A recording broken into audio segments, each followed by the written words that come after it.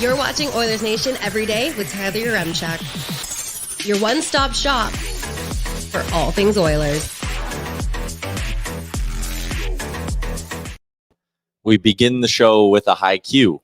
The choice was murky, but the results were clear.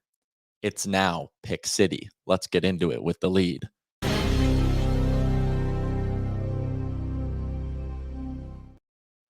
How about that Calvin Pickard guy? How about my poem, Liam? What did you think? Impressive stuff going on so far to start the show. Yep. We also, so I wrote that one myself, right off haiku, not Q. Shut up, Calvin. Yeah, I thought when you said haiku, haiku. Haiku. It was good though. It was good. It was fine. Listen, who cares? The results are what matters. We also challenged ChatGPT to write a few of them for us. Do you have one?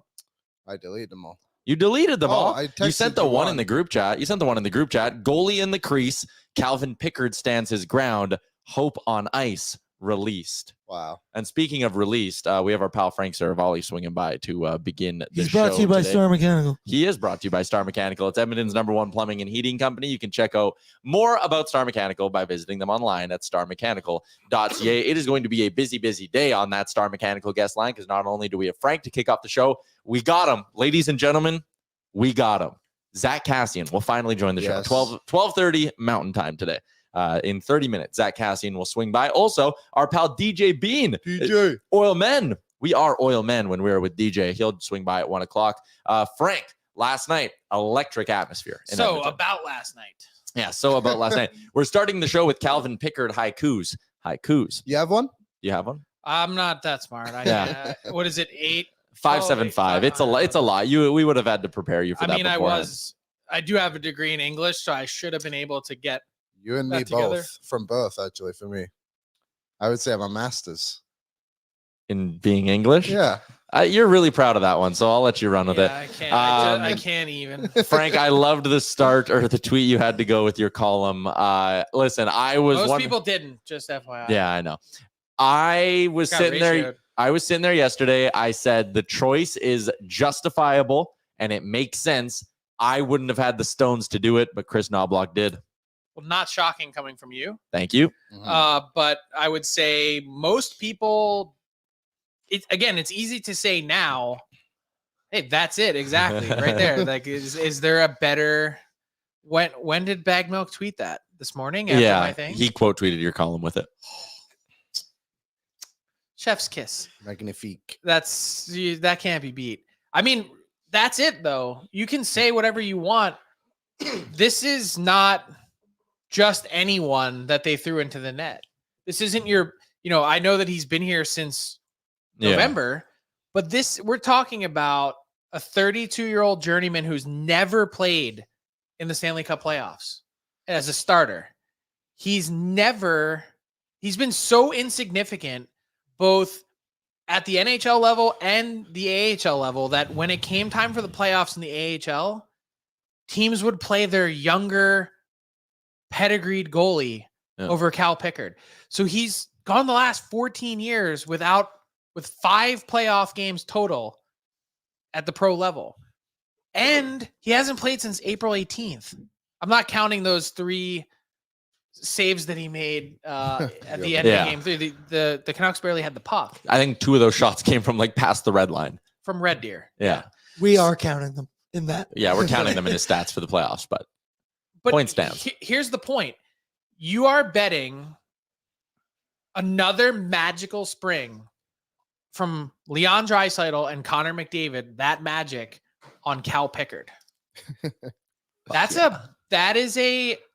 said it, balls the size of Athabasca Oil Sands dump truck. Like that's a career bet right there. And it's not just on Cal Pickard showing up. It's also on your defense defending the way that they did, because he realized, and the Oilers' own internal numbers, they saw that the Oilers have given up the fewest scoring chances against and the fewest high danger chances against of any team still standing in the Stanley Cup playoffs.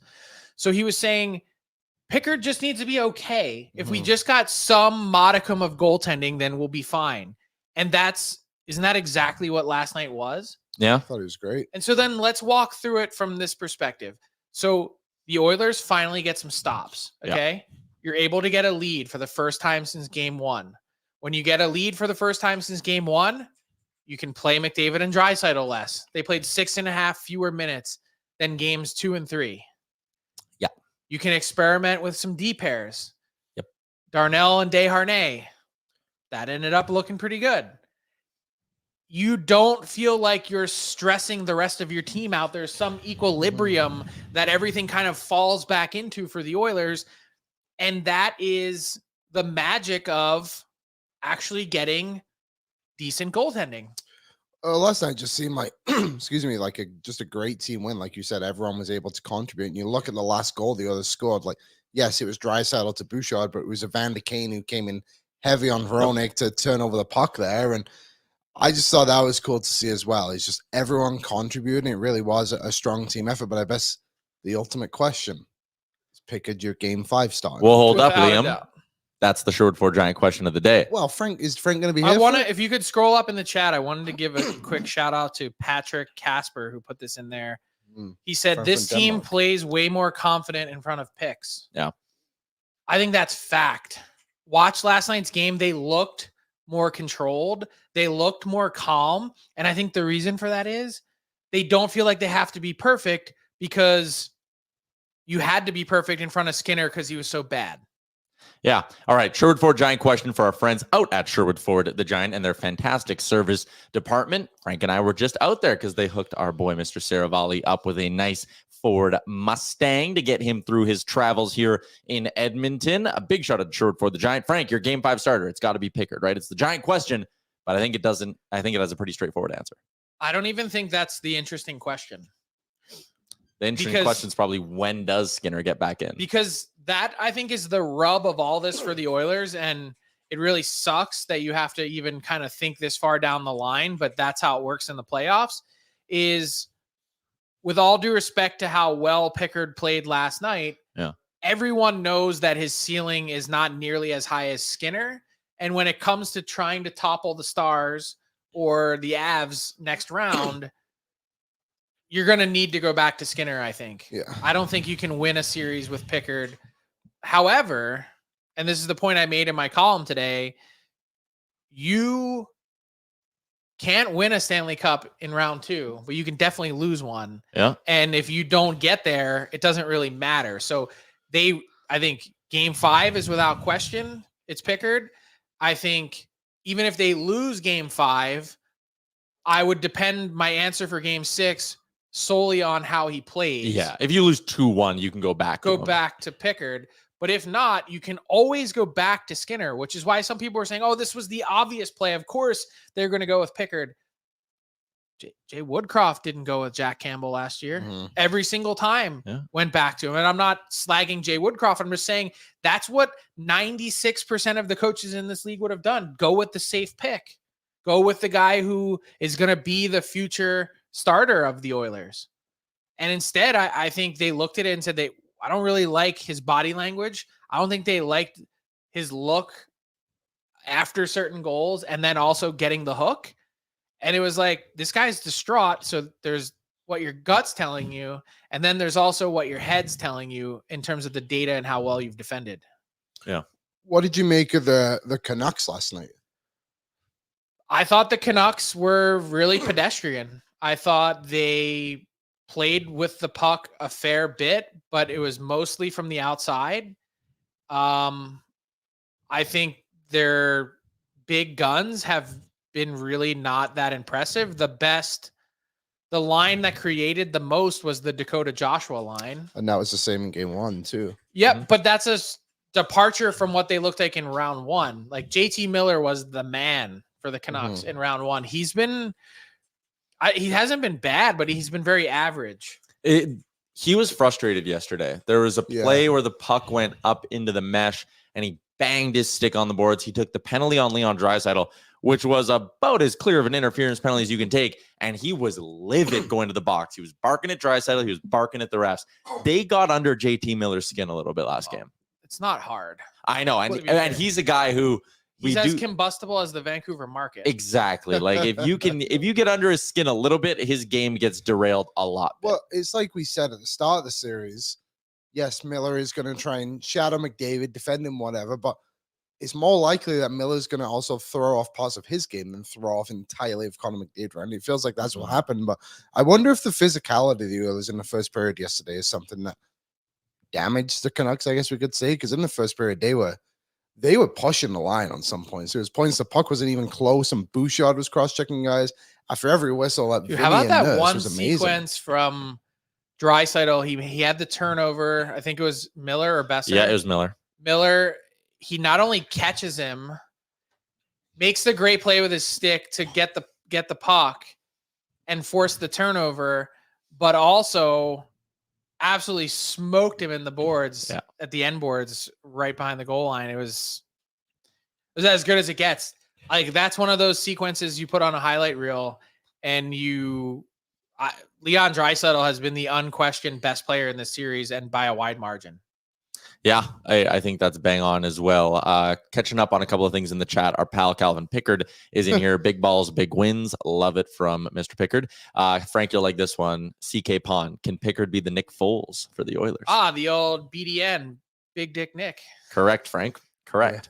Yeah, well, I mean, hey, the guy's a menace on and off the field. Yeah, and these two here that I want to get to, Mainlander Tim, there was no choice. Skinner forced Nobby to go to Pickard. The bigger risk Nobby took was mixing up the D pairings. Can we not call him Nobby after all this big ball talk? The other one from our friend Sean, great article from Frank. We're the number one on team defense in the playoffs. So keep Pickard. That is an interesting note, and one that I think has flown under the radar a little bit. Which is why I wrote it. It's one thing to think you should go to Pickard. It's another thing to be comforted by the fact that, look at this series. The most shots the Oilers have given up in a game is 24. It was 18, 19, game 2, 18, game 3, 19, last night, 21.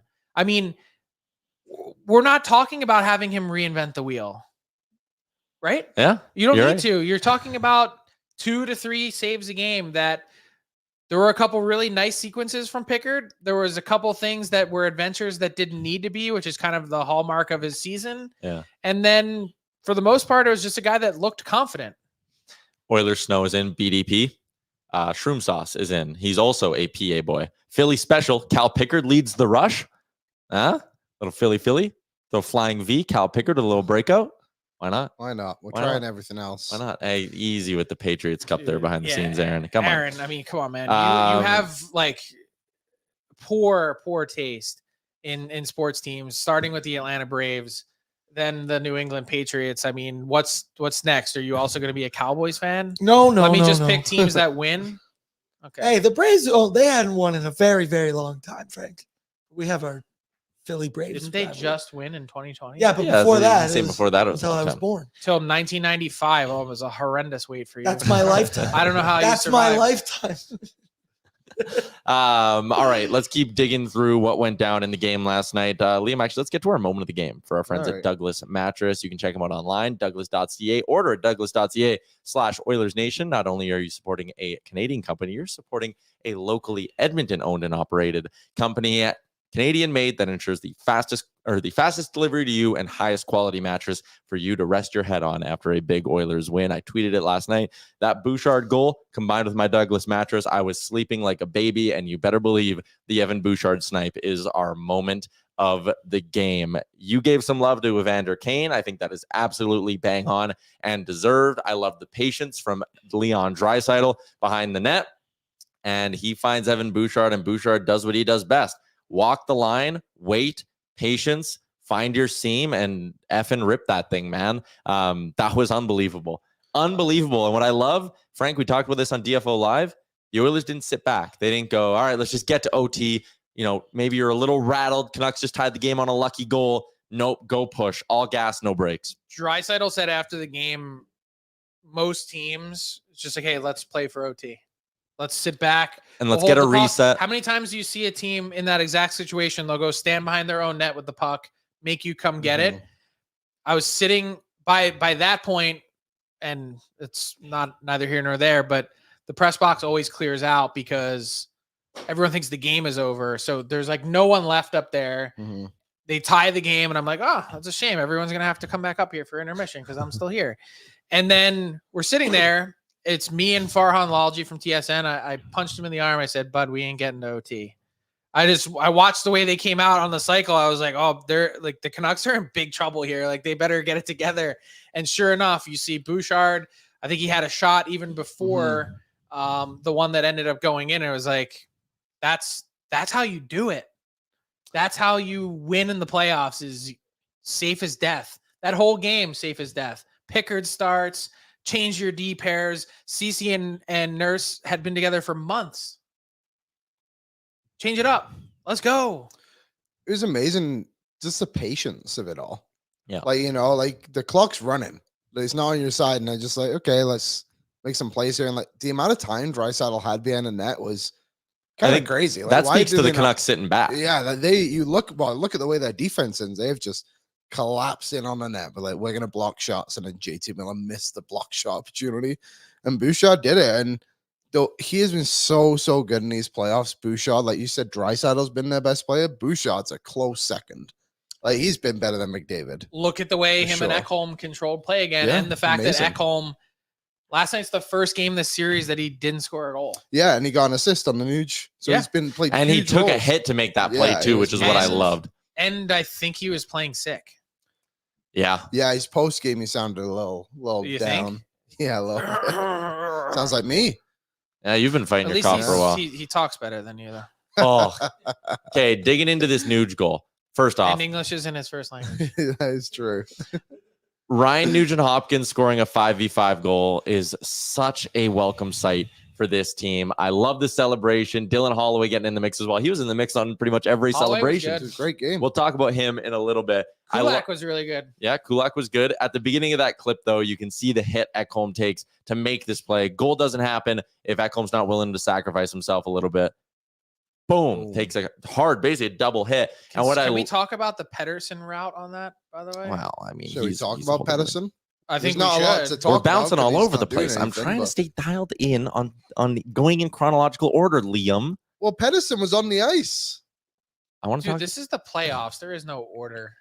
I thought it was great to see this. Nuge, again, a lot of guys I think would have maybe felt a little bit of pressure to dish that puck to Connor McDavid. We had Leon Draisaitl, who wasn't even willing to look off Cody freaking Cece on a 2-on-1. Love the fact that Nuge just ripped this thing. And again, 2 goals that both beat Shelov's blocker side.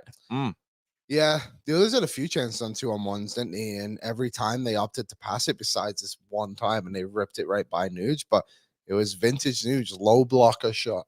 Yeah. When was the last time he had a 5-on-5 goal? I feel like that's been a while. Gotta Short side, too. Do you know what? 2 months. He has a point in every game so far this series. He does. He's sneaky productive, Yeah. and it's frustrating at times, but for the most part, he produces well for this team. It was short side, and it hit the post Far on the side. way in. What would you describe it? Short side would be It was on the inside side he was on, if you look at it, and it hit the post and went across the goal line. I think. I thought Do you he know flipped what it else far was side. awesome Anyways. about this? Is Glenn Gullickson's reaction on the bench. Oh, that was such That a good was clip. cool. I actually, when I didn't read the caption, I assumed it was for the Bouchard goal. Yeah. But yeah, He was just as fired up for our fired boy Nuge. Okay, we can talk about the Canucks on that goal. Someone in the comment section said Besser was coasting, Elias Pettersson not overly interested in making plays last night, and Rick Was someone Tocchet slagging Besser? in the chat. Yes, for that Yeah, goal, He's Do they been know? good. Oh, well. just Do for they that know goal. he has 10 goals against the Oilers this year? Or Yeah, should we he's- not bring that part up? He's been dominant. Fake hat trick though. But Rick Tocchet after the game talked about he said they had up to 12 passengers last night or whatever his wording He was. said 5 to 7 passengers. 5 to They 7 only had passengers. 12 players. Yeah. Yeah, oh, that's what he said. Math. Yeah, there's a I lot of wonder who math the going 12 on. were. Sea loves. She loves and That they invested. line of there's 4. There's some I love the frustration. people in the chat being like, how dumb are you? You don't know what far side and short side is. It was far side, Frank, but I moved on for you. I know. Just laughing. Rick Tocchet Sorry, was that was my first hockey game last night. Rick Tocchet was mad last night. Jake just commented Yeah. that as I said it, but the Canucks need a handful of guys to be much better if they're going to win what is now a best of 3. But that's actually their MO these playoffs. I spent the first round with them. They have had they've been a 1.5 line team since the start of this, which I'm not knocking them at all. My point is they've won a bunch of games in these playoffs in circus-like fashion. And last night, if you want to take the alternative view, was almost another one of them. Yeah. Like, if they would have won last night's game, zero business doing so. Right? Yeah, I thought they had some good pushes, and someone earlier in the show put in there, like, man, the Canucks are a resilient team, and that's kind of their thing, right? Like, they just hang around. They actually believe and think that they're going to win, which is like half the battle. Yeah. But they were not, I'd say the Oilers controlled 70+% of that game. Yeah, I would agree. Just that I didn't look at any numbers. That's just me pure eyeballing it. I think so too. And I mean, you look at the penalty kills the Oilers had in the first period too. They killed off a 4-minute penalty, and you can say Vancouver was playing bad, or you can give it to the Oilers and say actually that penalty kill was back to being dominant again. Derek Ryan and Ryan Nugent-Hopkins both made some unbelievably smart plays on that PK. Plays. And I wanted to ask you, Frank, about Pedersen. I know we're not to get out of Tyler's chronological order here, but do you think it's Pedersen that's playing bad, or do you think his line mates are what are holding down? Because that's what Canucks fans are saying. I don't buy that for 1 second. Well, they pay him when you so make much money to be the $11.6 driver. million next year, you are a driver. You have to be a driver. You have to drive the bus. And he looks scared. He does. He looks. I like said he's the not other there. day that Pedersen might as well be Swedish for perimeter, because that's the way he's played. He's not getting to the inside. He's not even close to getting to the inside. And then you take the last, look at put last game in a vacuum and watch Pedersen get the puck on his stick and pass it right away like he's someone that's afraid and bracing for contact. Yeah. How are you going to win like that? Has Tocchet called out this group already in the playoffs, or is this the first time? No, he's been critical before, but he was exasperated yesterday because there was more of a volume of players that weren't contributing than before. And I think he just doesn't know what to do with Pedersen anymore. Like he said, I don't know what else I can say. That's a direct quote. Like, he's asked about him again. And the point is, like, you haven't done it once all playoffs. Yeah. So, I mean, I guess you could maybe talk about, he did win a key faceoff, if I'm not mistaken. I think it was against Derek Ryan. Against Derek Ryan after the timeout, yeah. I mean, but yeah, again, that was my first game, so I don't know. That was maybe the bright, shining moment for him. But if that's what you're talking about, is he won you a key faceoff, like, this is supposed to be one of the elite game breakers, game changers in the NHL, and he has looked like he's given you like Corey Perry level production so far these playoffs. Yeah, Corey Perry wasn't that bad last night. He wasn't great, but he had the one, Aaron, you want to flash up the one moment? This was the comedy moment of the game for Douglas Mattress, just standing in front of Brock Besser. Like, I would like to see more of that, getting under guys' skin. He's a funny bastard. I wonder what was supposed to happen there. Do you think that's how he played it out in his head? Perry? Yeah, like, I mean, it's funny, but like, what are you doing? I'm just being a little rascal. I know, but I just think it's funny. A lot of Canucks fans yesterday too were talking about the Evander Kane. Then they called it a high stick on the ice. Yeah, of course, the 4-minute one. Being like, when's he going to get suspended for that? It's like, okay, there's a huge difference between what Evander Kane did and what Susie did. Yeah. Obviously, also, it's not even a conversation. To be able to get your stick that high on Tyler Myers, impressive. That made me so much more frustrated, because, like, sometimes you can forgive, like, guys going into a net front, his stick rides up on someone who's like 6'1", whatever. Dude, you got the middle in between your hands all the way up to Tyler Myers' face. What are you doing? But that was, in hindsight, a momentum builder for the Oilers in a positive direction, because they got through that and they turned on the Jets for the rest of the period. Yeah, and Nude scored. One guy who I don't want to talk about the Canucks too much more, but give him praise, but I thought Quinn Hughes, that was his best game in the series. Yeah, that was his most noticeable game. He was very impressive at controlling the play, getting the puck into the zone. He made some big plays in the third to keep cycles alive. But that's what he does, and that's what he does at the blue line. But, like, on the whole, he has not been a force in this series. Well, when you compare him to Bouchard, who scored the I don't even game think you winner. need to compare him to Bouchard. I think you need to compare him to his regular season standard. Yeah, This is a that's guy fair. that probably won the Norris Trophy this year that we're like, okay, that was his best game of the series. Like, was Yeah. he really? Leading at a point. Yeah, I mean, I would just say noticeable, but to an extent. That's fair. Fair. And Ian Cole, can we talk about him for a second? Like, Yeah, what a player. What has happened to a guy with Stanley Cup pedigree that they're relying on for these exact situations that has had so many egregious turnovers in this series that I think the Canucks should really give a long, hard look at keeping Noah Juleson in when Carson Soucy comes back. I would say Ian Cole has done more to help the Oilers win than Cody Ceci. He literally has 2 goals. He has 2 goals. Take. A game winner. That's harsh, but it's Yeah, totally. And Cody Ceci has a goal in this series. yeah. They did miss Soucy yesterday. I felt like that was apparent. Again, Juleson I thought was fine, and maybe it leads to a decision with Ian Cole, but I Soucy- doubt they'll do it just because they really seem to like Cole, but God, I hate that mentality so much. Because the Oilers are going through it right now with Ceci, right? It's like they didn't move him at the deadline because he's a good guy. yeah. I and don't they're- think that's why they didn't move him. I think they just didn't want to disrupt. And Hmm. I don't know that they saw a better viable option that was within their price range.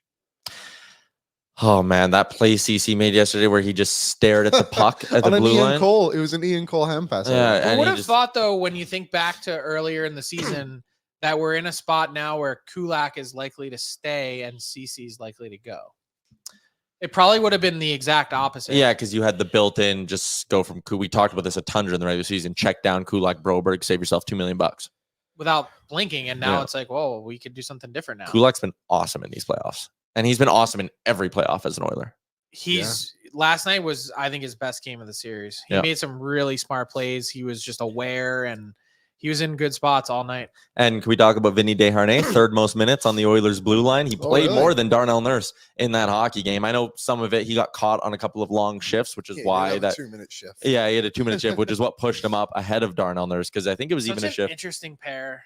It is. I don't know if they're going to stick with it, but man, They were dicks last night, and it was awesome. Like just the like, there's a lot of dick talk today. Yeah, I know. but It's- like it's we bad. talked about the Miller thing when he was frustrated and like swinging his stick at the boards, Mhm. and simple Daryl just went and basically laughed in his face and cross-checked him, Yeah. and started to scrum from it. And he's like, that is something that has been missing so much from the Oilers. What they did in the first period was always going to be hard to maintain for 60 minutes. Mhm. But boy, oh boy, they came out and just threw the body at Vancouver. And I do But think that they was the intimidated them. reversal from game 3. Totally. Yeah. They came and just absolutely hit the Oilers in the face with a 2x4. Yeah. They set the tone right from that first shift. And that's why I said yesterday, you're going to know the way this game is going to go in the first 5 minutes. Because either the Oilers are going to sit back and be tentative again, or they're going to take it to them. And if they take it to them, I think what's really clear is their level, their best is way above Vancouver. Yeah. It's just they've also let this team hang around too much. And the big majority, the part of it is they just hadn't gotten stops before. Yeah. Oh, well, I think too, like they had a really good chance to put the game away when it was 2-0 on that power play. But Seelovs, to his credit, made It's like a- 2 or he- 3 great saves. It's amazing that they didn't score on that power play. Oh, so many chances. Oh, that would that have one. made them 6 for 10, I think, Yeah. for the playoffs. And that, I mean, 6 for 10 for the series. Yeah. Seriously. And that's like Harlem Globetrotters. Oh, and that one on McDavid where he crept in on what would be the left side there, it like stuck under Seelov's skate. Oh, yeah. Like Hey, I can't believe. I thought McDavid celebrated. I celebrated. you I guys thought that was in. might not have been able to see it in the building, but on Yeah. the replays they showed, Vancouver did have a couple of good sticks to get in the way. Like the Hyman one actually went off Dakota Joshua a little bit, and that McDavid one, I think it hit Hronek a little bit too. So like Oh. credit to him. Like that penalty kill was huge for Vancouver. Ultimately, like the others won anyway, so it didn't matter how much, but that would have been unreal chance just to end it. Mhm. Man, it's going to be interesting now that this thing is a best of 3. Frank, you're heading back out to Vancouver Yep. The big this V. afternoon. Yes, the big V, Liam. Mhm. What's one thing you think the Oilers really have to do well in game 5 of this series? Just get some stops. It's really as It's simple as truly that. as simple as that. You get enough stops their power play is going to get too many chances. They've scored a power play goal in every playoff game so far. Am I right? At least Believe one. so. Yes. Every win, Every No, game. they've definitely done Oh, it in every game. every game. And those, then you only need a shade of, you got to be at like 45% of even strength and you're going to have an advantage. You got to expect more from Vancouver, though, right? Like they got. If Game 5's not their best game I of would the series, think, but like, you know what? That's such a hard thing to predict because I would have thought the same thing about the Oilers in Game 3. And they were really disappointing. Yeah, last night felt different, like a different win for Edmonton.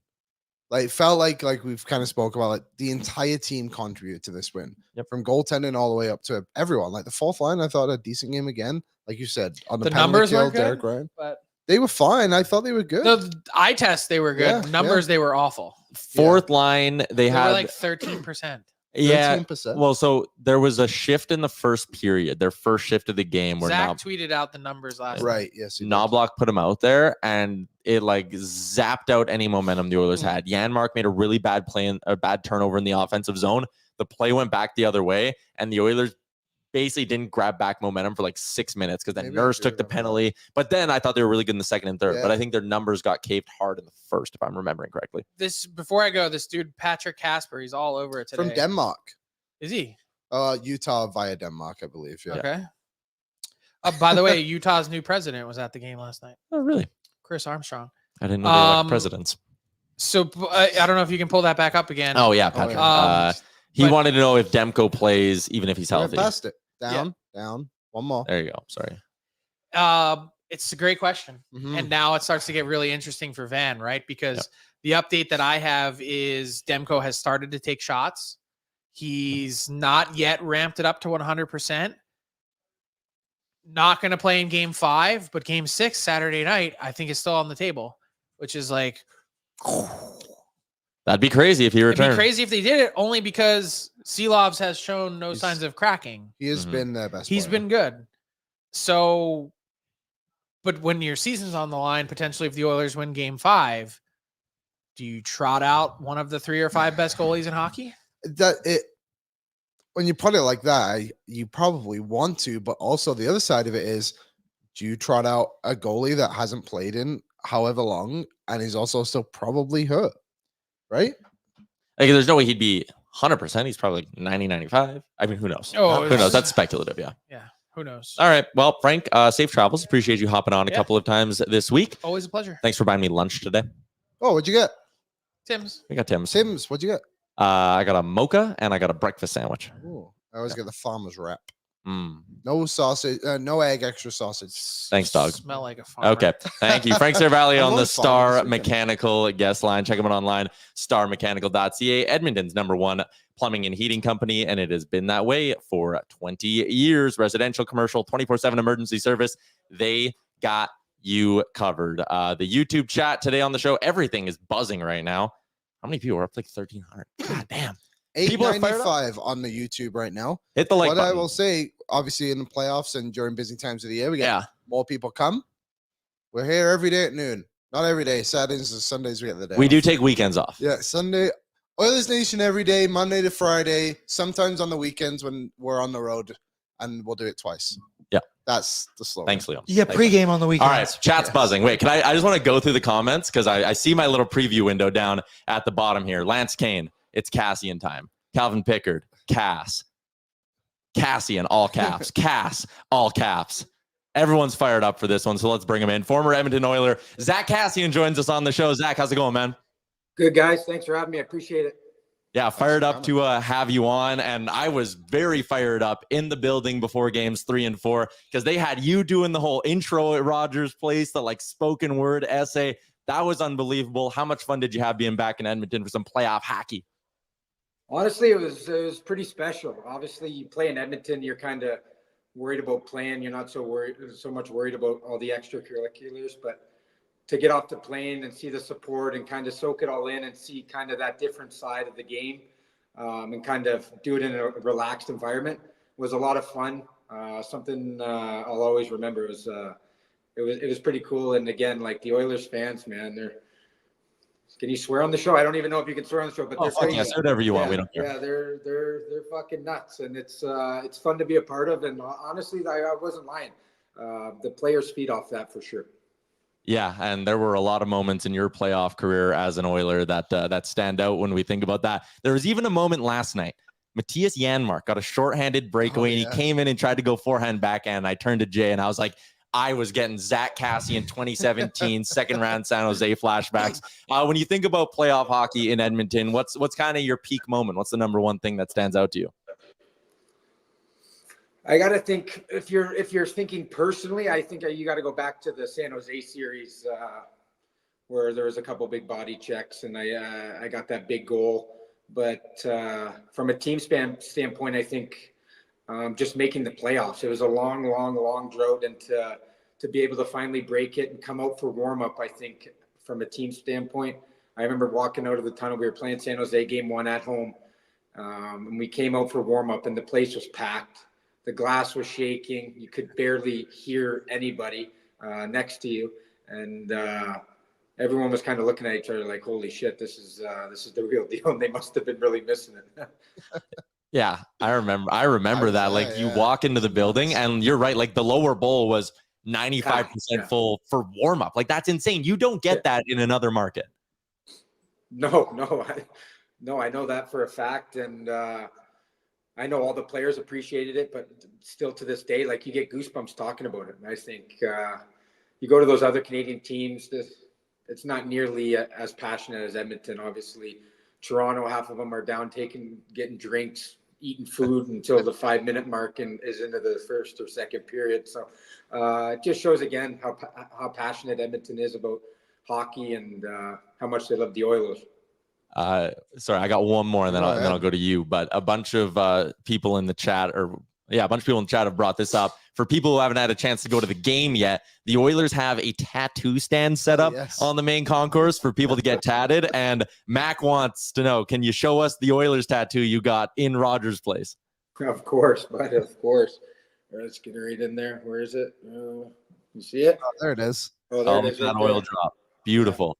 That is beautiful. Oil man for life. I love it. Yeah, I feel bad actually. I forget the guy's name, but he pounded it out. We had a bunch of media and stuff to do, and we stopped by their booth to say hi. And at the end of it, he's like, "You want one of the 3 tattoo options?" And I looked at Heather, who works for the Oilers, and I said, "Do we have enough time here?" And he said, "Well, it'll only take 5 minutes." And I looked at Heather, and she said, "Yeah, we have 5 minutes." I was like, "Perfect. Let's go. Let's bang it out." And he did a good job. He was good. He was awesome. Yeah, it's great. Do you still watch the team a lot now, heading into the playoffs and everything? Yeah, throughout the year, not so much, obviously, but in the playoffs, yeah. Especially the first round, yes. The second round, I think every series and every round they go, it gets more magnified. But it's tough being on the East Coast. Like last night, I watched the game. It was 12:31, and then I have 3 kids waking me up at 6 o'clock in the morning. So it's a little bit different being on the East Coast. But I try to watch as many games as I can because, like I said, the games are pretty magnified. And this series against Vancouver is really exciting hockey. Yeah, it's been a really interesting kind of run here through the first 4 games. Obviously, a lot of back and forth, a lot of big storylines for the Oilers as well. What did you make of them going with Calvin Pickard in Game 4? And also, like we were talking, the team seemed to play a little bit different in front of Pickard. Is there some truth to that? Like when you're a team and you got a guy like Pickard making his first ever playoff start as a 32-year-old, does that bring the group together a bit? I think ultimately you lose a game, you don't want to lose that 4th one at home, right? You want to get back on the horse and you want to get going. I think you saw that right from the drop of the puck. Edmonton was on their toes and they were flying early, kind of much like what Vancouver did in Game 3 against them in the first period. So I don't really think it matters who's in net. I think both goalies, they're NHL goalies, are both great goalies. I don't think players like, we got to defend more because he's better than so-and-so. It's not like that. It was a little different when you had Mike Smith in the net because you knew he was a 3rd defenseman back there. But between those 2, Skinner and Picks, they're both great goaltenders, and I'm sure they both support each other. And ultimately, this time of year, guys just want to win. So I'm sure Skinner was upset with with not playing, but that quickly has to turn to being very supportive for his buddy. We had a question from our Instagram from Tommy, and he wanted us to ask you about the interaction you had with the fan when you were celebrating in 2017, just screaming through the glass at each other. Can you kind of run us through what happened there? Yeah, well, I got a breakaway, I remember, and I scored. I got lucky because I didn't really have anything to shoot at, and somehow it squeaked 5-hole. And I was going pretty fast. I had nowhere to go except straight into the boards. I didn't even have time to turn.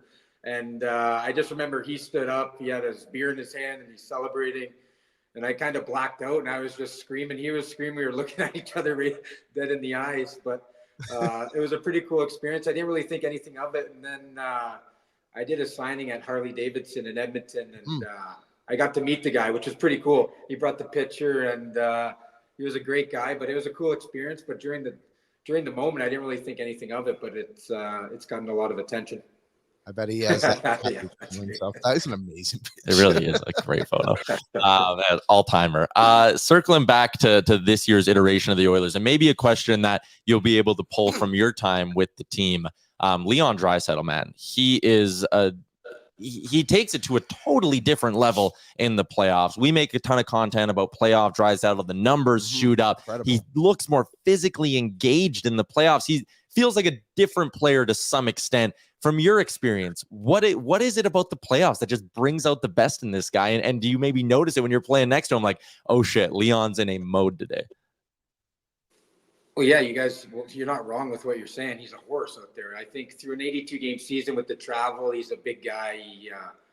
Thing with Leon is he's so good, he really doesn't have to skate some nights. He's such a good passer. He can just throw the tripod on and throw sauce on his backhand or forehand and find guys and get away with 2 3-point nights. And in the playoffs, it's a different animal. I think Leon can take over games. Everyone's seeing it. Things that people don't realize is he's a big guy, and he's when he's physical, he's almost unstoppable. He sticks his big ass out, protects the puck. He can pass the puck. He can run you over. Can score goals. He loves shooting from that rock star zone area on the goal line there. So it's pretty impressive to see how much better he's gotten even since I left. He's a determined guy. He's still a great teammate. That's the best part of it. He's obviously has play speech for himself, but we still stay in touch, and he's still a down to earth guy for how good he is. He's going to be a major factor, especially if Edmonton can make it through Vancouver. He's going to be a major factor in this series.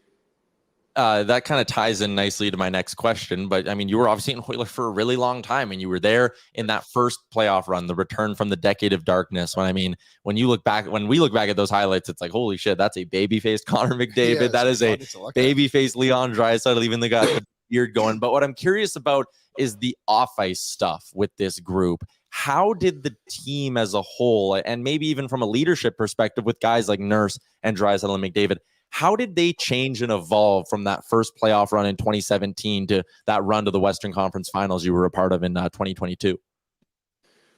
Well, I think you just have to, you can talk about it, people can tell you, but there's nothing but experience. It's just like life, right? You got to experience things to really know what it feels like. And obviously you have Conor coming in at such a young age. He gets fed the captaincy role, and you have guys almost 10 years older than him on the team. And obviously Connor's play speaks for itself on the ice, but sometimes it's a little intimidating going up to a guy that has 3 kids and you're still bunking in with another 18-year-old on the team. You know what I mean? It's almost intimidating. Sometimes I'm not saying he was intimidated, but I think it goes with all those guys, Nuge, Nursey. Those guys have played together for a long time and have been in the league a long time. But in order to have success in the playoffs, I think you need to experience some heartbreak, really, and you need to learn some lessons. And I think they've done that, and I think it shows this playoff run. I think they're composed. Even after Game 3, it was a heartbreaker, but you listen to them in the media. They're not too high, not too low. They're kind of just even keel, like let's go on to the next one. That's why we play 7 games, kind of thing. So it's good to see. Obviously, there's nothing you really can do except experience the playoffs, and then you realize what you're going into the following year or the year after that. But you can see they're very seasoned, and I think it's going to pay dividends, especially later on in this series. Yeah. Last area I kind of wanted to hit on for you is just what's next for Zack Kassian. I know you were out in the Czech League for a little bit this year. You still had that itch to keep playing. What's the next few months look like? Have you given any thought to maybe going back overseas, continuing your playing career? Or are you just maybe kicking up and enjoying family time for now? No, yeah, I got to.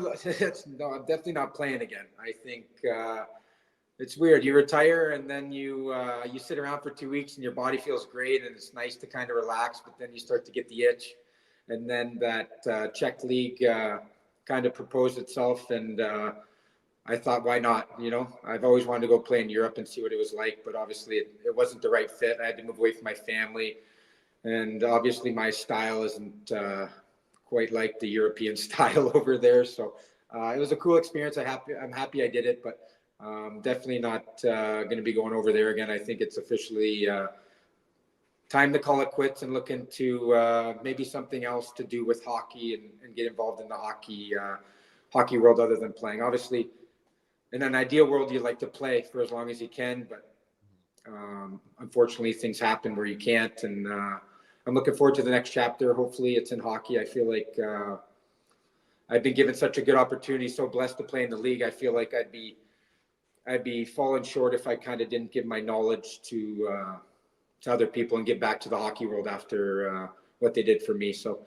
hopefully something comes up here. Hopefully stay in the game, because that's obviously where my heart is. And let's face it, that's basically the only thing I've been doing my whole life. So since I've been 7, 8 years old. So it's something I'm well tuned to do, and we'll see what happens here down the road. I got one more. Okay, one more. Will we see you back in Edmonton before this playoff run ends? That's a big question mark. We'll see. We'll see. Can't give it away. No, I don't know. I enjoyed my time there. It was pretty sweet. So we'll see. Definitely not out of the question. But we'll definitely see what happens. I will end with this. A great story I like to tell people. Your last goal in that series against Colorado, I was sitting in the stands. You score, massive moment. It gave the fan base hope again in an elimination game. Yeah. And sitting right behind me in the stands, I'm not kidding, Ben Scrivens was right behind me. And I turned around and I gave him a look and a smirk. And he looked at me and he goes, "Great trade." And man, what a trade it ended up being for the Oilers. You were a fan favorite. You know that. You're getting a ton of love in our chat. Brad, Zack Kassian, greater than my wife. Zach says make Cass a regular on the show. You were a great Oiler, man. We loved watching you do great things in the playoffs, and we appreciate you giving us some time here today. Yeah, Liam, Tyler, thanks for having me, guys. Appreciate it. Perfect. Enjoy the rest of the playoffs. Thanks, Zach. Yeah, take care, guys. There you go. Zack Kassian on the Star Mechanical guest line. A lot of people in the chat, too, talking about how much they loved the fact that he came here and, you know, again, like turned the way the people are saying it, turned his life around, turned his career around. It really was like a great story that happened. Well, he mentioned getting into the playoffs there and everything, right? Like he came in at a time when there was a lot of positives happening around the Oilers, but there did need to be some execution. And he was part of that team that got him back into the playoffs and had those few moments against San Jose. Like those are some of my favorite playoff moments. Those actually were my first ever playoff moments because I didn't live in Canada until the Oilers made it back in 2017. There wasn't a playoff moment for me. So that game 2, when he runs over Brendan Dillon, he gets those goals, just screaming in the fans' face. The Harley Davidson thing, I remember that. My dad loves Zack Kassian. He has Zack Kassian socks. He's a massive fan. He's his favorite Oiler, and he has a hat too. And it was one of those you can get custom stitching on, and he has 44 on the side of it. So he is a big Zack Kassian fan. And yeah, like I bet a lot of people in our chat too, he was one of their favorite players, because what was not to like about that guy? Like what a story he had and just everything. Yeah. Bring Cassian home. Cassian, regular ONE guest, please. I'd love to do it again later in the playoffs if Cass is open to it. Cass has charisma, could get into broadcasting IMO. The other thing I was going to compliment him, a bunch of people in the YouTube chat did, on his teeth. He's got the Demers smile going now. Yeah. The front teeth were gone for a while. Next time we'll do the tooth talk with Cassian. Take him out. That's good. I want Cassian socks from Mr. Burns. Yes, very good. It is a jam-packed edition of the show today. Yeah. Thank you everyone so much for watching. Leave a like, because we've got a good guest line today. Yeah, we do. DJ Bean's going to join us in a little bit as well. But Liam, let's just maybe take a bit of another look back at that hockey game last night, courtesy of our friends at Wendy's, and go through the scoring summary. Wendy's, they're only using fresh, never frozen beef. I actually had Wendy's. I had Wendy's last night, Liam. How about Really? that? I is did. Big. Yeah, What'd you get? Baconator for me, spicy chicken sandwich for the lady. Oh, I'm a big fan. They have like Wow, a big They have a strawberry lemonade as well. It's very, very good. Anyways, do they really? yeah, it's. I love lemonade. You do. When we were at the airport in LA, yeah. it was like 11 or no, it was like 1 o'clock in the afternoon, I Yeah. guess. It was an acceptable lemonade time. I'll give you that. Wendy's only uses fresh, never frozen Canadian beef in all of their burgers, whether it's a Baconator, Dave Single, or even a JBC. You'll only ever find real fresh beef that's real juicy and loaded with fresh toppings. Leon Draisaitl from his office opened the scoring for the Edmonton Oilers, his 8th of the postseason. I would also... again, this was just such a snipe, and I love the reaction from Draisaitl too. Like, again, he hits that shot. He's hit that shot hundreds of times now in his NHL career, and his celebration, it's almost like a look of relief when it works again for him. He was just like, gave it a little like, F yeah, like, let's go. And it's only been like a game. Yeah, and it's only been like a game. So I love that from Leon Draisaitl, his 8th goal of the playoffs. Can I throw you back to my best bet for the series that I said to make? Leon and Hyman were each minus 110 to finish this series with more goals than Connor McDavid. Does Hyman have he has 1 goal in this series? He's 2. Okay, I don't remember the second one. But yeah, just a good goal by him. And I think too that it was the Oilers dominated that first period in the physical category. And offensively too, but like if you had gone into that first intermission down or tied, it would have been kind of a momentum killer after what happened and the way you came out. So to get that goal on the power play was huge. And Seelov's almost got it, but Draisaitl's shot is just so lethal. It's hard to stop. Yeah. Draisaitl finished or has 3 right now. Yeah, Zach Hyman, 2 goals on the series for the Edmonton Oilers. Second up on the scoring for the Oilers was Ryan Nugent-Hopkins. He became the 7th Oiler to find the back of the net in this series against the Vancouver Canucks. And again, just because it was not that long after Leon Draisaitl, for whatever reason, wanted to pass to Cody Ceci really bad on a 2-on-1, seeing Nugent-Hopkins just go in and say, I'm going to rip this thing was great. Oilers beat him blocker side twice. Maybe they're figuring a little something out there. He does with his hands, man. Blocker side got beat twice. Glove hand, the amount of times he just fails to catch the puck. Tons. It's all the time. His rebound control is not great, especially from shots from a bit of distance. And, you know, I'm no goalie scout, just I scout players who skate. That's what seems to be one of his weaknesses. That was weird. Yeah. Did you see that? No, I didn't. Oh, our camera like went out of focus for a second. Oh, my eyes did. One of those two. Hopefully it was the camera. 196 likes right now. Good job, everybody. Good team effort. That Darcy guy who said we're whoring for likes. You're goddamn right. He's having a bad day because he's a Canucks fan as well. Power play I thought was interesting last night too. They had a chance again on that good opportunity in the third to put it away, and it is. We can't really sit and criticize the Oilers' power play. But third period of game 3, they go 0 for 2. You get one of those. Damn it, you're right back in it. Last game, you missed that chance in the third period. And when the game was tied, that's the first thing my brain jumped to was like, God damn. If they score on that power play, this doesn't even matter right now. So a little frustrating there. Let's go over the Canucks goals. Okay. I want to point something out. Yeah, and I think I know where you're going to go. So Connor Garland gets his 2nd of the playoffs as he works his way. You'll see here up to the top of the circle, grabs a little loose puck and flings it towards the net. First off, Connor Garland is a buzzsaw for that Canucks team. How is this the same player that asked for a trade out of Vancouver and they couldn't accommodate him because no one was willing to take him? What? I know. I think he's a great player. I didn't realize how little he was. Very small. Like whatever he's listed at, I bet you he's 3 inches shorter. Oh, totally. He's been a great player for Vancouver. This line in general has basically been their heartbeat of their offense. He's listed at 5'10". I can absolutely promise you he's 5'7". 5'10". Yeah. 5'11" and 3/8, actually. See, and that's the difference, right? Like you would come in more Connor Garland sized. I'm more of like a Luke Gazdic size. If Luke Gazdic was 3 inches shorter than he actually is. So yeah. If Connor Garland was 3 inches taller, he'd be Liam size. Yeah, exactly. But yeah, one thing about that goal that you couldn't see on that replay, maybe if you're in the building, you didn't see it.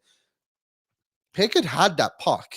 Right at the end, it deflects off Darnell Nurse's calf and just jolts it right into the corner. So a bit unfortunate, but Vancouver got a couple of bounces last night, and the Oilers still found a way.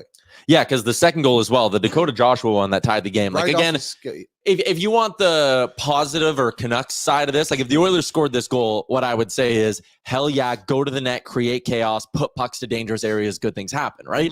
Totally. From an Oilers perspective, that's a lucky goal. And Pickard talked about that after the game with Gene. Oh, he had the Hockey Night in Canada towel on talking with Gene. On a Wednesday. It was awesome. Tuesday. But Pickard even said, he was like, I got beat twice on lucky goals, paraphrasing, but like right along those lines. And it's like, I love that he had that mindset. He wasn't like, oh shit, something bad happened. Like, of course that went in on me. And the whole team had this mindset too. Okay, they tied it up. Who gives a shit? Let's go win it. They just went out and they just did it. And I hate going back to the same narratives we talk about all the time, but that is a level of maturity for this team to be like. We talked with Cass. You don't know till you know. And what he said too about the post-game stuff and how calm they all were, that's something that's been there the entire playoffs. When they lost the game to LA in round 1 too, they were all just like, yeah, we lost, whatever, like we'll move on. Like it's easy peasy stuff and just move on. And they go get that goal. Incredible moment. And thank goodness we could all go to bed at a reasonable time. I had to bike home last night, Tyler. What? I biked to my parents' house. I was like, oh, how far of a bike ride? How many K we talking? Far, maybe 1. But it was dark. Scary. Yeah, and I had my Dustin Penna. I changed my jersey last night. Oh, you went to the Penna. Now you can't Dustin, change back. I know. I got my Dustin Penna signed Dustin Penna jersey that I got for $100. He's a bargain shopper, folks. I'm going through the jerseys. LA, both games, I went Nuge. Oh, yeah. Okay. Okay. Game 5, I went Nuge again against LA. They won. Vancouver, game 1 and 2 in Van, I went Nuge. They split. Nuge, yeah. I changed it up for game 3, went white, reverse, retro, lost. Back to Nuge last night, win. I got to ride Nuge. Yeah, I think that's the way you got to go. I know, of course, I was sticking with my Devon score, but my girlfriend had Jersey Day where she works. So she wore the Dustin Penna one. It was just sat there on my table when I got home. I was like calling you, screaming at me. Yeah, that makes sense. On pizza boxes. Is that what he did? What did Penna do again? No, pancakes. Threw his back out eating pancakes. Did we get DJ the link? Okay, cool. Nate Burleson, the Detroit Lions wide receiver, was having a great season in 2011, 2012. Broke his arm because he went to reach for the pizza in his car seat in the seat next to him and broke his arm because he got in a car accident. Oh, like snapped his arm. Well, the car accident did a lot of the damage because he was distracted by the pizza. Don't eat while driving. Yeah, but your pizza's in the back seat. Yep. But sometimes you go pizza in the front seat, turn on the seat heaters. Well, some of us aren't lucky enough to have seat heaters. Some of us don't drive Fords everywhere. Tyler Mulick, if Gazdic never saw the inside of a gym, yeah, you can tell I've never seen the inside of the gym. Very observant of you. If Gazdic didn't eat his veggies, Tyler eats his veggies. You have no idea. I eat nothing but veggies, dog. People were making fun of you in the chat last night because he was a guy called Green Bean. And someone said, well, that's what I bet Tyler's eating green beans right now. Liam, you came in the chat last night and you were defending. I like that. Tyler? No, and whoever Green Bean was. There were some trolls in there. Green Bean. Where are you now? I think he was a Canucks fan. Well, they were. I don't know who they were. At Ford, can we get Liam into a nice F-350? I wouldn't trust you in that big of a truck. F-350. Yeah, bigger than an F-150. It basically is. I don't know if I could handle that. I'm a little car guy. Bring back the Ford Focus 2002 Green Edition. Get out of here, Mulick. Goddamn. Liam and I are going to be out at Greta tomorrow with our pal Aaron and the rest of the Nation crew. We will be there, yes, tomorrow. Get there early because obviously game day. So you got to get your seats. Yep. I got a couple of friends coming. Zach, we'll see you there. My brother's coming. Aaron's brother's coming. coming. I'm going to text my friend John and see if he wants to come. Okay. So, John, if you're watching, let me know if you're free tomorrow night. BM will be there. BM will be there. There was something else I wanted We'll drink some brewskis. Long weekend. You're going to play Waz in the football game? Oh, yeah. Waz and I going 1v1, mono e mono of the game. I announced it in our weekly work meeting yesterday. Yeah, you did. We're supposed to give someone. Yeah, we're supposed to give updates on what we have going on for the week, and you were like, I'm beating the shit out of Waz in the football game. Yeah. So he has no idea what's coming. Sergeant Battle, I'm free. Can I come? Absolutely. Anyone can come. I was thinking about Sergeant Battle yesterday. I haven't seen him in the chat for a while. I was thinking about that. I feel like hope everything's okay, Sarge. Yeah, hope you're doing well. I see him plenty. Did you? I haven't noticed him in the show. Maybe I've just not been looking. Maybe. Bag Milk says Liam versus Waz is going to be electric. New episode of Better Late Than Never. Going to drop later on today as well with our boy BM. That's your Wednesday afternoon content. I'm also going to be on the Gregor Show at about 3:25 this afternoon. Liam? I don't have anything this afternoon in regards to other shows or podcasts. It's Wednesday. It is Wednesday. I got to call the CRA. It's gonna be a pain I made in my the ass. Sports 1440 Fantasy Frenzy debut this morning. Hey, there we go. Look at us staying busy and productive. Yeah. I went to Shortford the Giant with Frank. Got to drive the Mustang they gave him. Showbucks. How did you get back? Drove the Mustang. Oh, I thought you had to drop it off. No. We just went to go shoot a 3 keys to victory now that the series is down to a best of 3 from Frank Saravalli. So look for that on our Can you YouTube. give me one? Saves. Oh, that was big. Yeah, make saves. Pretty big key to victory, if you ask me. Tyler Mulick said Liam's game. Not Maybe today. Maybe tomorrow. I think Friday. Yeah, okay. Friday's probably a good day. Coming off the heels of a game 5. Also, okay, so game 5 goes Thursday. Yeah. Game 6 back in Edmonton on Saturday. There are some rumblings, and maybe people can let me know in the chat if they'd be interested in this. Puck drop, let's say it's 8 o'clock. Pre-gaming starts at 7.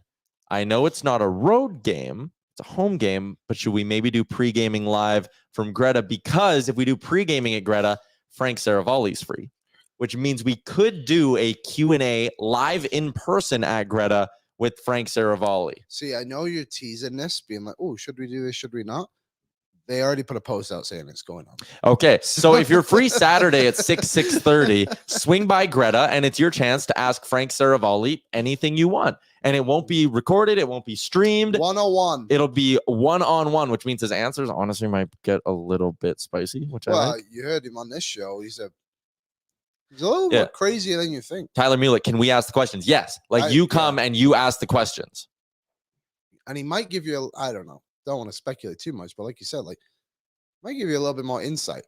He might be a little, and if we get a beer in him, loosen him up. Frank won't be a Frank. Although he has to go to the game after, so I don't know if you do that. Oh, yeah. We can Probably ask his shoe won't. size. Yes, you could ask his shoe size.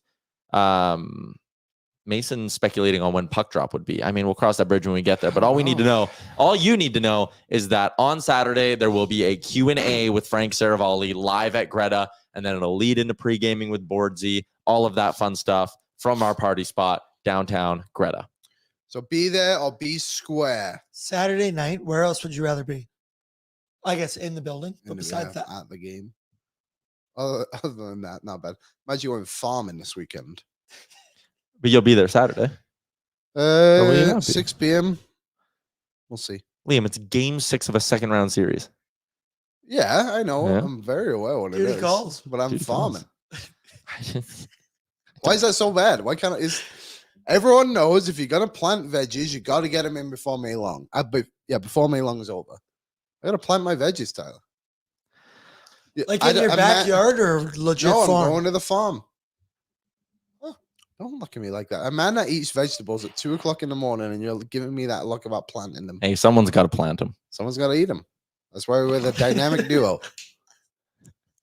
All right, let's. I can't believe we just made DJ Bean sit through all that. Boston Pizza playoff report. What would it take for you to cheer on an enemy? That's what Boston Pizza wants to know. It's been too long, over 30 years, since a Canadian team has won it all, Liam. Maybe we can just get on the same side for once here.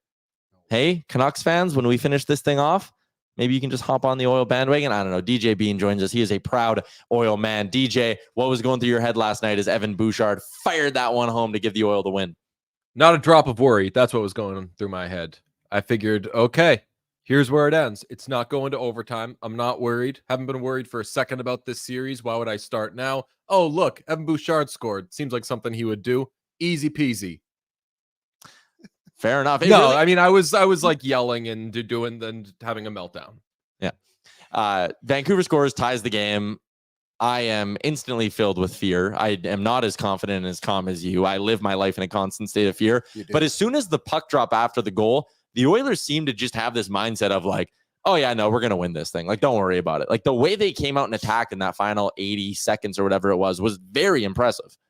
And that's why, like, when I say that I'm not worried about the Oilers, if push comes to shove, which I guess at 2-2, and when you're trailing a series 2-1, push should be coming to shove.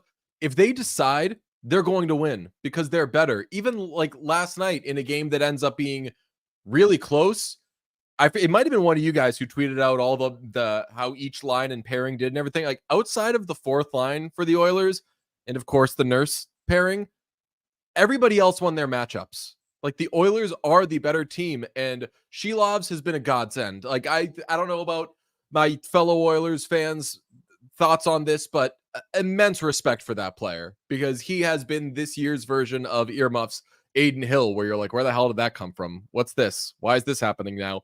But even with good goaltending for the Canucks, the Oilers are still the better team. Yeah, again, the one thing, and we were just talking about keys to victory with Frank, and the one he said was get stops. Like Vancouver, for the most part, has been getting their stops. That's why this series is as close as it is. What did you make of Calvin Pickard coming through and stealing the show? Edmonton is now Pick City. I think that they did the backup goalie thing, which is when you put in a backup goalie, you tighten up, you take fewer chances on the back end. You know that you have to be adults there. And I think that the Oilers defensively did an admirable job. I think that obviously you give a lot of credit to the penalty kill and to Calvin Pickard for that double minor in the first period with Patrick Kane. But I don't know that Calvin Pickard had to stand on his head last night. There weren't a lot of moments where you're like, wow, robbed him. And conversely, the 2 goals he allowed were off a skate and off Darnell Nurse. So he did his job, did it well, didn't really have to get into like full robbery mode, maybe like the last 30 seconds of the game or whatever, but he didn't really have to stand on his head, which is nice. And it brings me to this. I say that I don't know if Pickard stood on his head or did all these things. I think that Stuart Skinner might have found a way to let in more than 2 goals last night. And that's just because he doesn't really have a B game right now. He's either on or he's completely off. So the goaltending change worked, even if we don't yet have an answer to, is Pickard the guy? Yeah, the way, and we kind of talked about this yesterday as part of the justification for why they're doing it. You look at Skinner and it's like, hey, ceiling way up here, floor way down here. Calvin Pickard is ceiling here, floor here. Like I feel like it's a much more predictable result with Pickard, and that's why I think he's the guy in Game 5. I think so too. And right now you need slightly below average goaltending if you're the Oilers. Like some of these games, you're like, man, if Skinner was just kind of off, like Bruce Cassidy, when he coached in Providence, used to say about a lot of players, but I remember him saying it about Malcolm Subban, where he was like, yeah, he just doesn't have a B game. He has an A game, and that's great, but it's very common that players are not on their A game. So what are they when they're not on their A game? And for goaltenders especially, like Jeremy Swayman last night, I didn't think was fantastic. His rebound control wasn't good. He allowed 1 goal. He fought through it. He still turned in a good performance even when he wasn't at his sharpest. If Stuart Skinner was doing that, he'd still have the net right now. And you guys know, I love Stuart Skinner.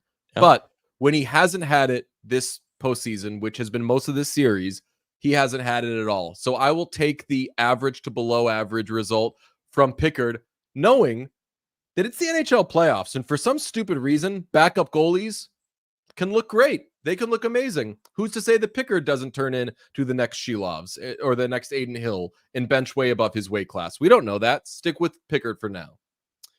It felt like yesterday, and you mentioned it, like the Oilers won a lot of their battles, line by line, pair by pair.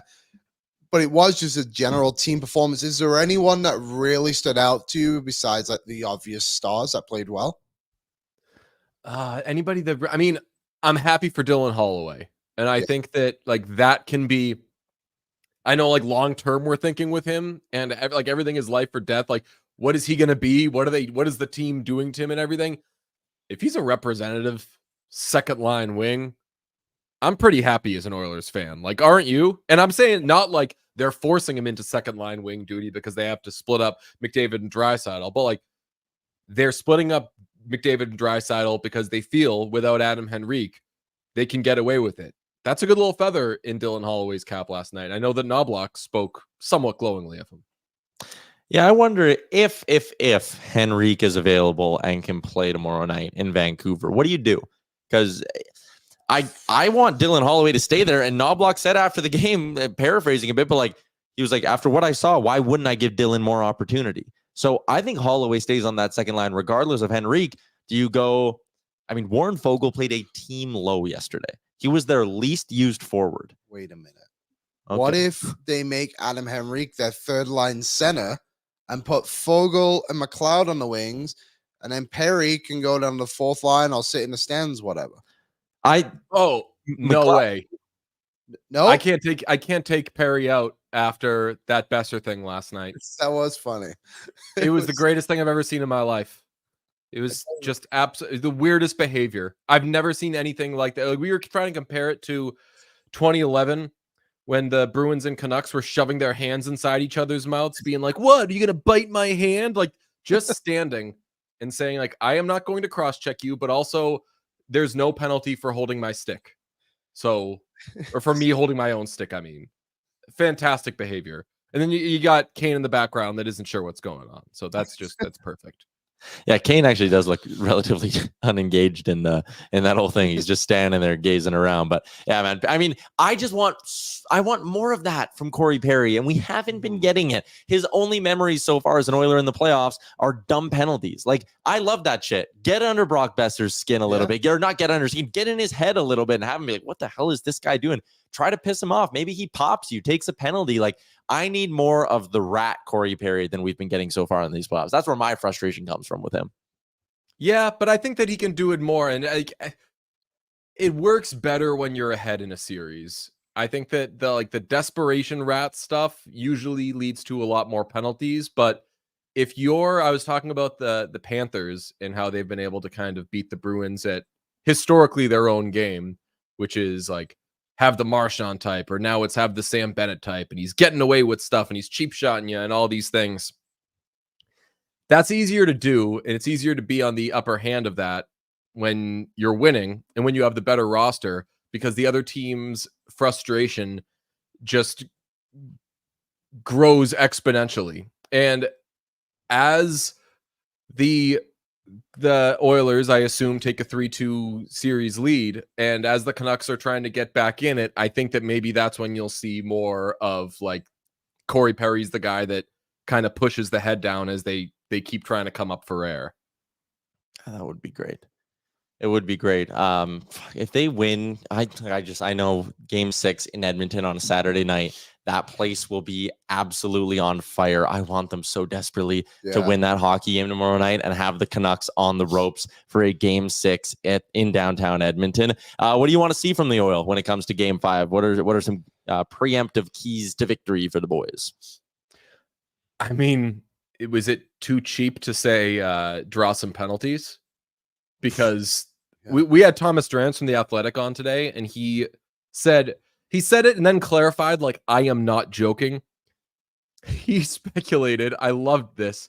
And again, he covers the Canucks. He speculated the Oilers power play is, and now Oilers fans are going to run with this, but he speculated the Oilers power play is so good that it costs them, because refs need to really think about, do we call this penalty? Because merely calling a penalty at this point is changing the game. Because if you put these guys on the power play, Leon Draisaitl or Zach Hyman or Evan Bouchard, somebody's going to do something. And for as much, man, as we love all that Draisaitl does on the power play and those outrageous angle goals he scored last night, just McDavid in that bumper position is just so disgusting.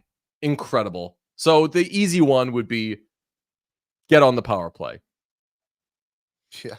It's so true. Like, we think the same thing about the power play. And they're seventh in the league in the playoffs in power play ops per game. Yeah, and sometimes it's so obvious. That's crazy. It's crazy. For how fast the team they are, that's crazy. Yeah. Who's won? It was Washington, but they were eliminated. Well. And they were probably given some mercy ones. Probably. It was an ugly series. It goes Washington, Tampa, so 2 eliminated teams, Florida, and then Nashville eliminated New York and Carolina. There you go. Looking around the NHL, we got 2 teams out east, DJ, who are both down 3-2, the Bruins and the Canes. Which one of those two has a better shot at coming back? Good question. I didn't think that the Hurricanes were dead at 3-2. I thought they'd most likely lose the series, which they most likely will, and the Bruins will most likely lose their series. But I'd give both of these teams, honestly, like a 30% chance of coming back. Like, I never thought the Bruins were dead. I thought that if something can happen in Game 5, and then you get 2 days off for the first time in weeks for the Bruins, come home, get Brad Marchand healthy, get Jeremy Swayman a bit of a breather, because again, for as great as he's been, last night was a night where he at least looked a little tired.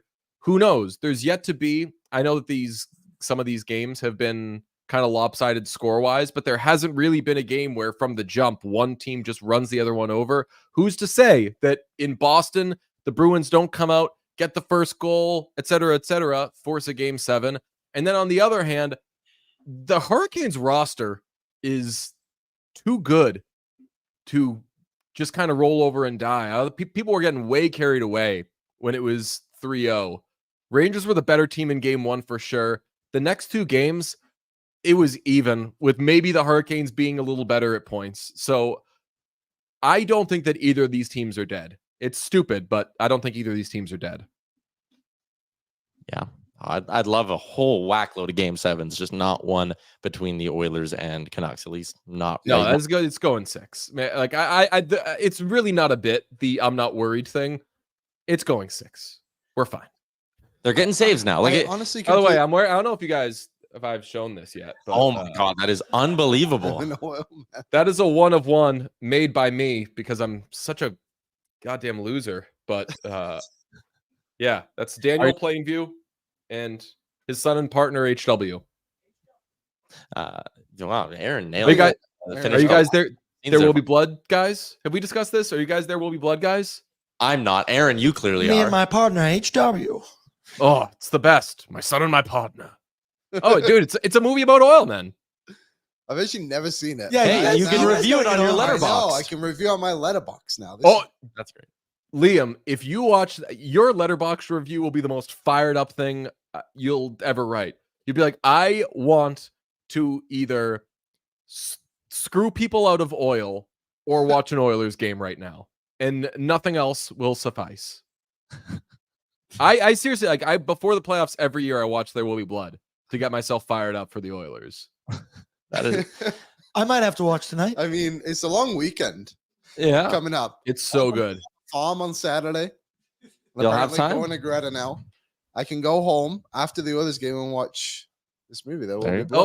Daniel Day-Lewis, by the way, won Best Actor for it. It's considered one of the finest acting performances ever. One of the all-time great villains. I also didn't know that you lot call it May Long. I had to Google what that was. Yeah, because your long weekend is next weekend, right? Memorial Day, we call it. Yeah. Oh, our long weekends don't line up? No. Oh, wow. Yeah. We're working Monday, though. I didn't even want to ask because I already knew the answer and I knew I'd be disappointed. DJ, before we let you go. I have things for DJ too. Go. But I want you to see something, DJ. It's what happened. You've probably seen the moss pit and everything that goes down in there. Like, a lot of fans go there and have a really good time. But this one gentleman was doing something I never expected to see in the moss pit yesterday. You can't see it that close, but he is on a VR in the moss pit enjoying the Oilers game. And I just thought that was something you needed to see. Okay, so if ever there were a plug for our show, What Chaos, me and Pete Blackburn, I saw that and I was like, that is my body and Pete's behavior. Just like some fucking weirdo standing there with an Oilers shirt that's too small for him. And then for some reason they're playing a video game when they're supposed to be socializing. I'm the weird look. Pete's the weird behavior. Definitely doing it for the bit because they were in that they were there like before the game started. That's what I mean. Our social guy Eli was like posting Instagram stories like an hour after puck drop, and that guy was standing in the middle of like a basically empty moss pit, just like maybe waving his fucking hands around. Maybe he was playing. Maybe they were in the game in their reality. He was Leon Draisaitl in that moment. He might have been things. That'd be so cool to be Leon Draisaitl in any moment. Oh my god. That would be the stuff with Lindholm last night. We didn't talk about great that behavior. That is hilarious. Oh yeah, yeah. That's what we talked about today on our show. We Okay. talked about the Besser Corey Perry thing, and we talked about Elias Lindholm doing that. Like, I'm gonna get you, and Leon Draisaitl doing the, as Pete put it, there's no coming back from when someone says "ooh" to you, which is what Leon Draisaitl did. Outstanding behavior. Big He's the news best. in the NHL yesterday too, from Montgomery and Boston. I know you guys tweet out on What's Chaos, be like, now watch me, and he's like doing the thing. Oh, what an Oh evening. yeah, he was cranking that Soldier Boy. You, yeah. It was a spectacular night of playoff hockey in the NHL. Someone had one because there's the Montgomery where he's like doing something weird with his mouth, Oh, and it was like me trying to swallow a pill without water, and he's Oh yeah. He's going like, yeah. I'll tell you what.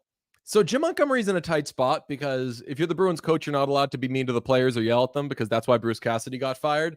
So, and he doesn't seem, he's a very nice guy, he seems like. So he can't really yell or freak out or anything. And last night was like the first time he did it. And it was like an animal walking for the first time where you're like, okay, well, you're not going to have it totally nailed the first time, but this is hilarious to watch. And his outburst was terrific. And then on the other side, you got Paul Maurice, who thinks he's like George Clooney with the way he talks, where he's like, oh, well, I'll tell you, you guys probably think this, blah, blah. And if I were there, I'd be like, yeah, why are you talking like that? Let's just make this a back and forth. But he's funny. Yeah, he had a good quote last night. All right, we're going to send you off with perhaps the best compliment you'll get all day. It's from our friend Dacky in the chat. Love the unbiased takes from Bean Principe. Oh, thank you so much. I can't think of a pun on the spot to pay tribute to Gene. He'd have a better one than I would anyway. That's why he's a one of one. That's why. Can I tell you guys a quick little story?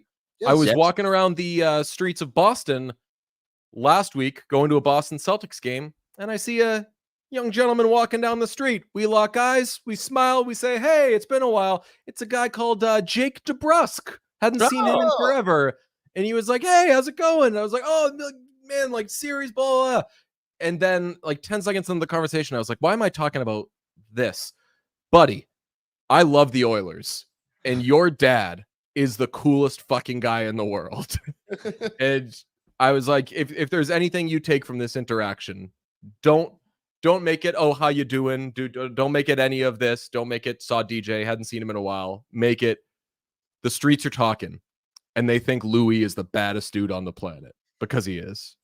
He truly is. It's a shame he has the Canes Rangers series, and the Bruins and the Oilers are both playing. Devastating. It is devastating. All right, DJ, that is a tremendous story. As only you would. You see Jake DeBrusk on the street, you go, "Hey, my favorite TV show is Oilers games because of your dad." So, yes, DJ, you know what? On, man, we'll do this again soon. All right, bye, boys. See There you you later. go. The oil man man. himself. DJ Bean from What Chaos. Go subscribe to What Chaos on YouTube. They do a tremendous show. Liam popped on there not that long ago.